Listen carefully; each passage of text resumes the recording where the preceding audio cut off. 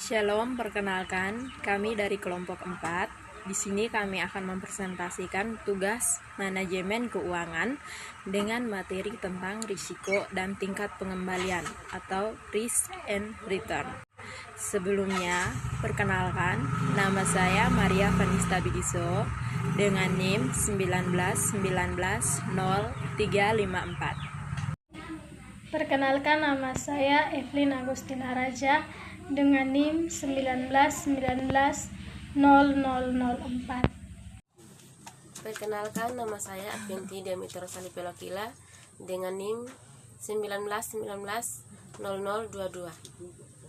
Perkenalkan, nama saya Esther Sintanapa, NIM 1919049.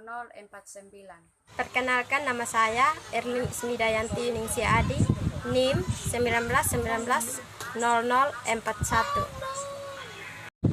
Perkenalkan, nama saya Lucia Yulianco dengan NIM 1919031.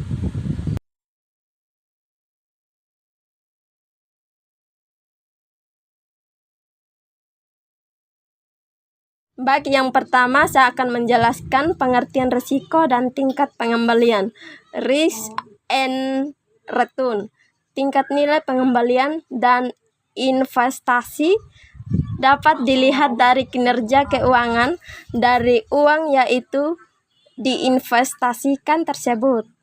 Risiko dapat dikatakan sebagai suatu peluang terjadi kerugian atau kehancuran. Lebih luas, risiko dapat diartikan sebagai kemungkinan terjadinya hasil yang tidak diinginkan atau berlawanan dari yang diinginkan.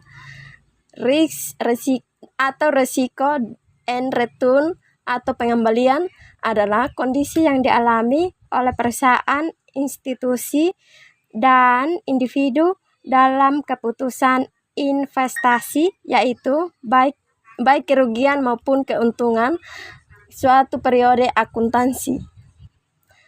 Hubungan antara risiko dengan tingkat pengambilan adalah: yang pertama, bersifat linear atau searah. Yang kedua, semakin tinggi tingkat pengambilan, maka semakin tinggi pula risiko. Yang ketiga, semakin besar aset yang kita tempatkan dalam keputusan investasi, maka semakin besar pula risiko yang timbul dari investasi tersebut. Yang keempat, kondisi linear hanya mungkin terjadi pada pasar yang bersifat normal. Jika Anda berinvestasi dalam saham spekulatif atau saham apapun, Anda mengambil risiko dengan harapan memperoleh suatu pengambilan yang besar. Risiko suatu aset dapat dianalisis dengan dua cara. Yang pertama, secara berdiri sendiri stand-alone, dari mana aset tersebut dianggap terpisah. Yang kedua, berdasarkan jumlah portofolio, di mana aset tersebut dianggap sebagai salah satu jumlah aset dalam portofolio. Baik, saya akan melanjutkan materi tingkat pengembalian. Tingkat pengembalian atau return adalah imbalan yang diperoleh dari investasi.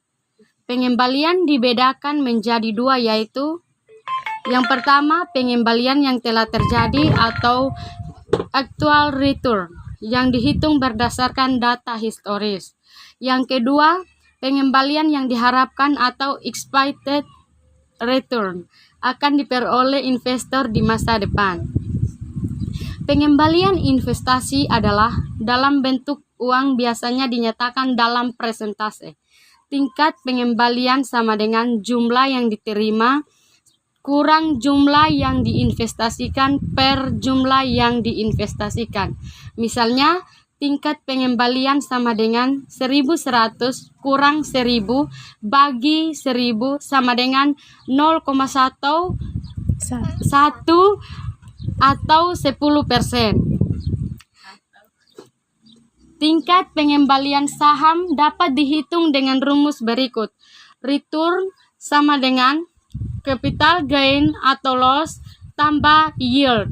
Capital gain atau loss sama dengan P1 kurang P0 per P0. Yield sama dengan DT per P0. Return sama dengan P1 kurang P0 per P0 tambah D1 per P0. Contohnya, Aji membeli saham PT ABC seharga Rp1.000 per lembar. Saham tersebut dimilikinya selama setahun dan menerima dividen sebesar Rp250 per lembar. Setelah pembagian dividen saham tersebut dijual dengan harga Rp1.100 per lembar, hitunglah return yang diterima Aji. Jawab, return atau R sama dengan 1.100 kurang 1.000 tambah 250 per 1.000 sama dengan 0,35 atau 35%. Ya, berikut saya akan melanjutkan materi probabilitas. Probabilitas adalah suatu peluang terjadinya peristiwa. Probabilitas dapat diberikan kepada hasil atau pengembalian yang mungkin terjadi dari suatu investasi. Tingkat pengembalian yang diharapkan atau expected return. Tingkat pengembalian yang diharapkan atau expected return adalah return yang digunakan untuk pengembalian keputusan investasi.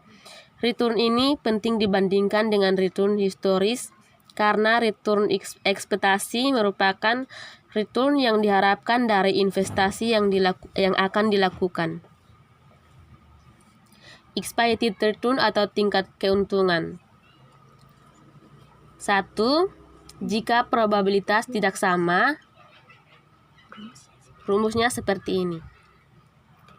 Di mana RIJ sama dengan atau ekspektasi return, PIJ probabilitas, RIJ return. Berikut ini 5 return perusahaan A di kondisi ekonomi dengan probabilitas yang terjadi di kondisi tersebut. Di mana kondisi ekonomi resesi, returnnya minus 0,09, probabilitas 0,10. Kondisi ekonomi cukup resesi, returnnya minus 0,05, probabilitas 0,15. Kondisi ekonomi normal, returnnya 0,15, probabilitas 0,25. Kondisi ekonomi baik, returnnya 0,25, probabilitas 0,20. Kondisi ekonomi sangat baik, returnnya 0,27, probabilitas 0,30. Ada jawaban di sini.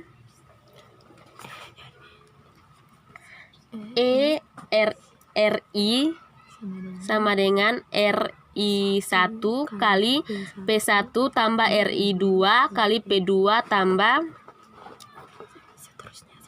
R dan seterusnya tambah R1 5 kali P5 sama dengan minus 0,9 kali 0,10 kurang 0,5 kali 0,15 tambah 0,15 kali 0,25 tambah 0,25 kali 0,20 tambah 0,27 kali 0,30 sama dengan 0,152 sama dengan 15,2%. Baik, saya akan melanjutkan materi tentang risiko. Risiko adalah peluang akan terjadinya sesuatu peristiwa atau keadaan yang tidak menguntungkan.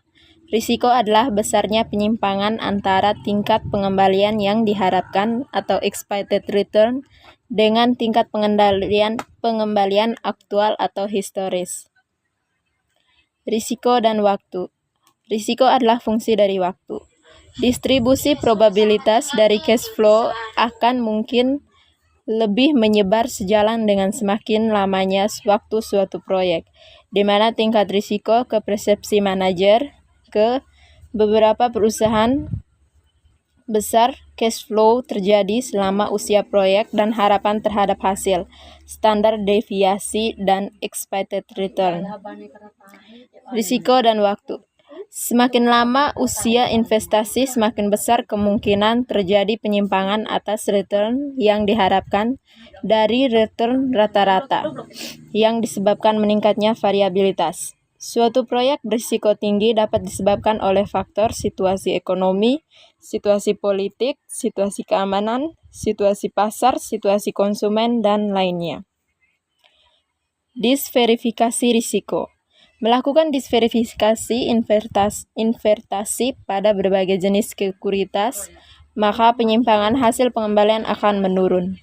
Total risiko terdiri dari risiko khusus perusahaan, itu risiko yang dapat didisverifikasi, dan risiko yang berhubungan dengan pasar, itu risiko yang tidak dapat didisverifikasi. Konteks portofolio.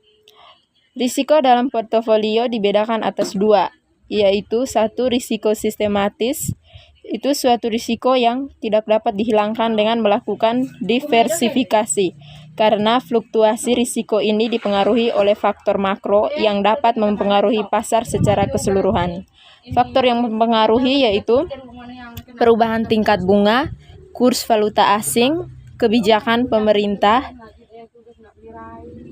Risiko ini disebut risiko yang tidak dapat didisverifikasi atau undiversifiable risk.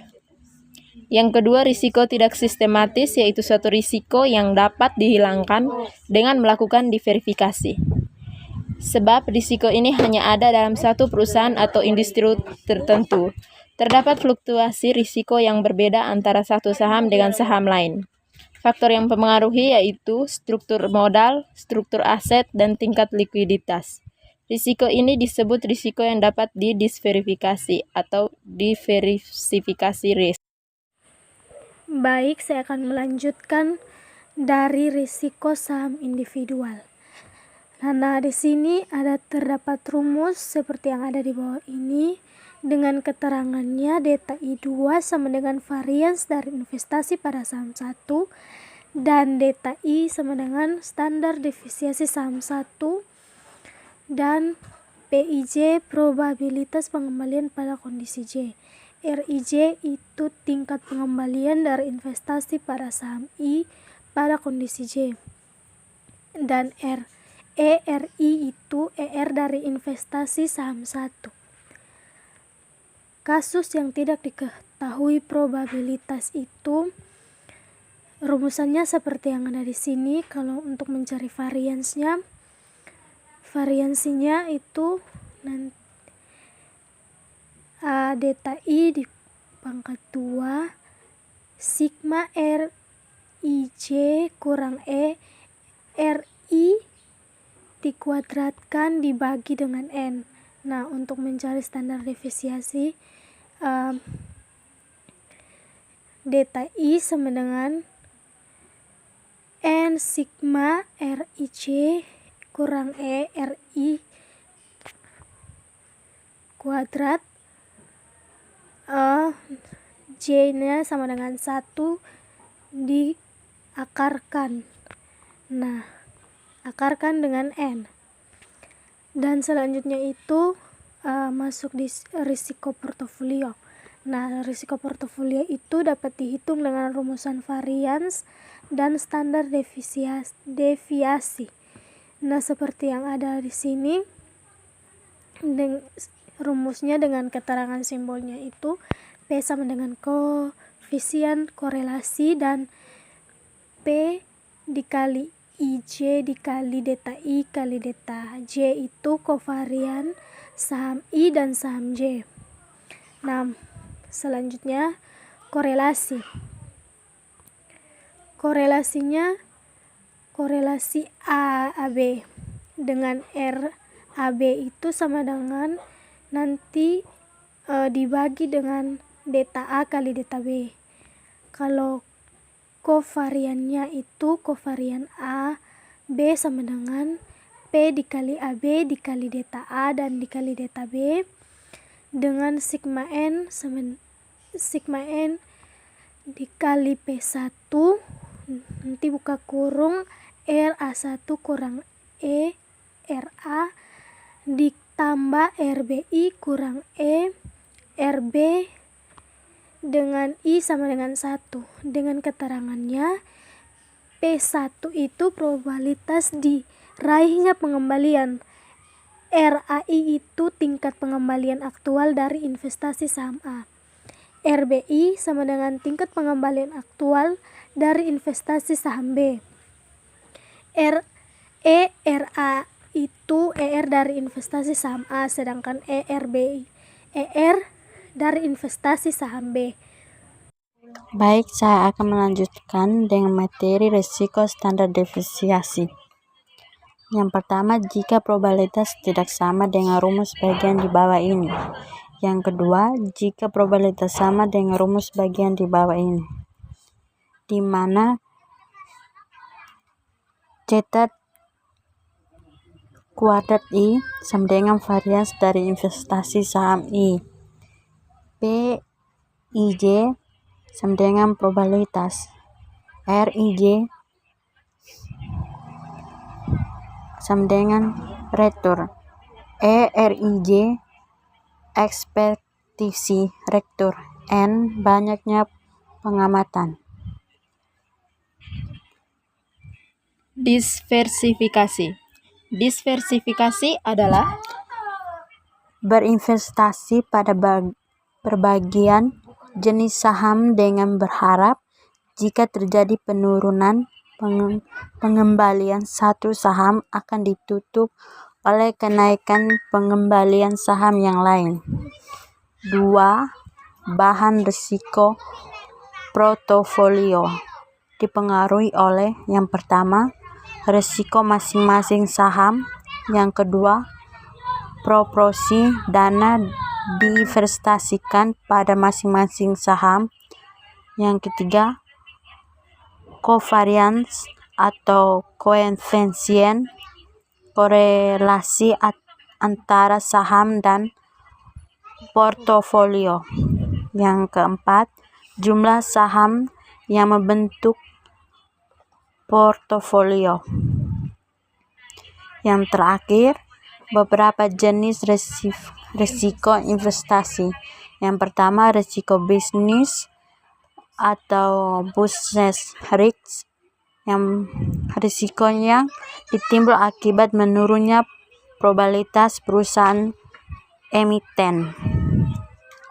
Yang kedua, risiko likuiditas atau liquidity risk, risiko yang berkaitan dengan kemampuan saham yang bersangkutan untuk dapat segera diperjualbelikan tanpa mengalami kerugian yang berarti. Yang ketiga, risiko tingkat bunga atau interest rate risk, risiko yang timbul akibat perubahan tingkat bunga yang berlaku di pasar. Sekian dan terima kasih.